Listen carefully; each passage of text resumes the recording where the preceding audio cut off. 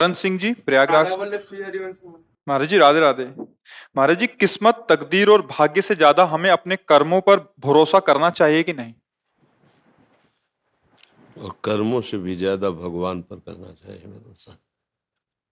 पूर्व कर्मों के परिणाम से ही, जिसे तुम किस्मत, तकदीर, भाग्य कहते हो, वो पूर्व कर्मों के परिणाम से रची जाती है। तो हम ऐसे महान कर्म कर लें तो हम उसको मिटा सकते हैं। पूर्व, जैसे हमारा गोदाम खराब चीजों से भरा हो तो उसमें आग लगाई जा सकती है ना, पर हमारी पहुंच हो आग लगाने की तब है। तो हमारे अनंत जन्मों के कर्म जहां जमा है उसे कहते हैं संचित कर्म शास्त्रीय भाषा में। और जो हम अब कर्म कर रहे हैं इसे कहते हैं क्रियमाण, नवीन कर्म।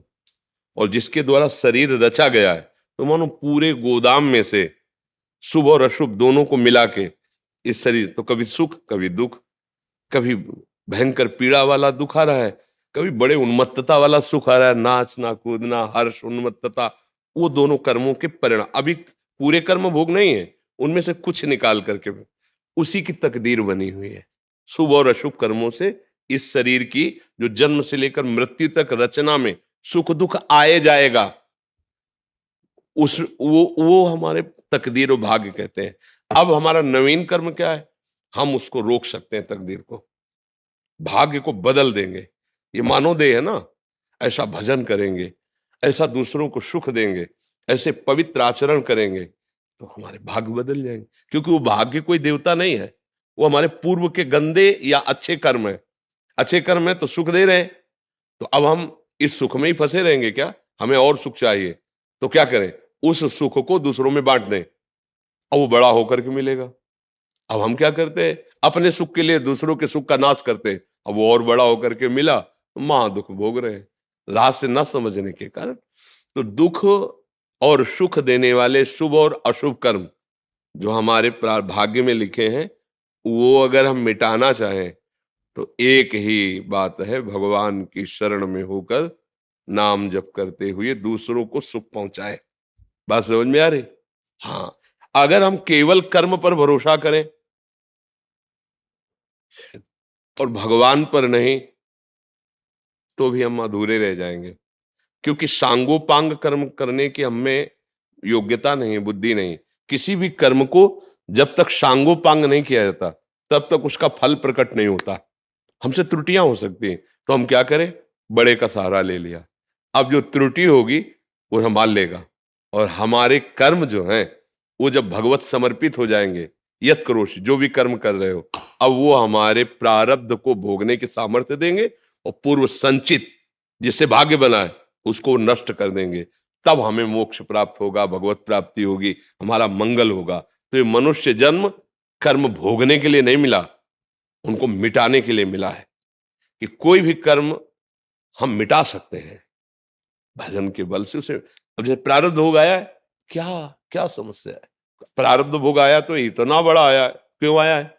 आखिरी जन्म है, खेल का आखिरी सोपान है, खत्म।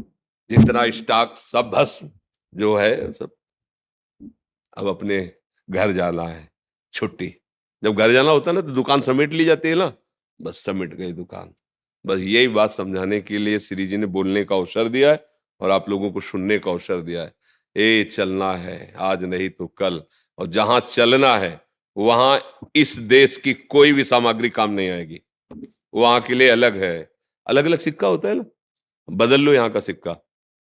जैसे हमको अमेरिका जाना हो तो भारत का पैसा बदल के ही तो खर्चा करेंगे, वहां का मिले तो यहाँ बदल के खर्चा करेंगे ना। तो वहां का पैसा है परम धन राधा नाम आधार, राधा राधा राधा। अच्छा, यही आपके साथ जाएगा और यही आपको कमाने नहीं दे रही माया, और सब व्यवस्था करेगी, ये नहीं कर ले देगी, तो फिर हम खाली हो जाएंगे। इसलिए मरने से डर लगता है, मरेंगे तो फिर क्या होगा। और सही कहते हैं भजन करो तो आपको पता हो जाएगा कि मुझे कहाँ जाना है, ठिकाना पता चल। जैसे आप आ रहे हो ना हमारे पास, हमसे परिचय है, तो आपके मन में उत्साह आने के लिए कि नहीं यार जाएंगे, वो महात्मा जी मिलेंगे, बाबा जी मिलेंगे, बिल्कुल अपने तो घर जैसा व्यवहार रहता है, ऐसे एकदम ऐसे प्रिय। अब वहां पता नहीं हमें जाना है, कैसा है, क्या व्यवस्था है। ऐसे ही जब प्रभु से परिचय हो जाता है, अपने स्वामी के पास जा रहे हैं, जिनके लिए जीवन भर तड़पे हैं, याद किए हैं, आज उनका दीदार होगा, तब शरीर छूटा और प्रभु के समीप, तो आनंद होता है। ये बात जल्दी समझ में नहीं आती। कितने दिन रुकोगे, कितने दिन रुकोगे? 80 वर्ष, 90 वर्ष, कितने निकल गए? बोले 40 वर्ष, 50 वर्ष, क्या समेट पाए, क्या समझ पाए, क्या भोग पाए? बोले नहीं, अभी प्लान ही बन रहा है। सबका प्लान बन रहा है ना, इतना मिल जाए, ये मकान बना लूंगा, ये लड़के को वहां ब्याह कर लूंगा, लड़की को वहां कर लूंगा, ऐसा कर लूंगा, वैसा और गए। सब प्लान यही रखे के रखे रह गए। आए थे किस लिए?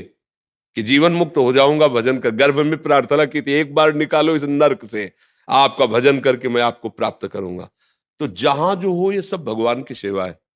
चाहे आप किसान हो, व्यापारी हो, राज सैनिक हो, कोई भी हो, ये भगवान की सृष्टि है। सेवा करो, नाम जप करो और हृदय से भगवान का आश्रय ले लो, बस काम हो जाएगा। ये जो तकदीर भाग्य है ना, ये खिलौना है, कोई बहुत बड़ी बात नहीं है। इस पे घुटने नहीं टेकने, हाँ, उनको घुटने टिकवा देने। भगवान का बहुत बड़ा बल होता है, जिसके बल से अनंत ब्रह्मांड चल रहे, उनका मैं दास हूं, मैं उनका अंश हूं। देखो अभी गर्जना आ जाएगी। और जब आप केवल शरीर अभिमान से धन बल करोगे, लोक बल करोगे, तो घबरा जाओगे। और भगवान का बल है तो हर समय मृत्यु से लड़ते हुए, देखो ना वीर जवान, कहीं भी गोली लग सकती, कभी भी लग सकती, तो इनको तो डिप्रेशन में चले जाना चाहिए।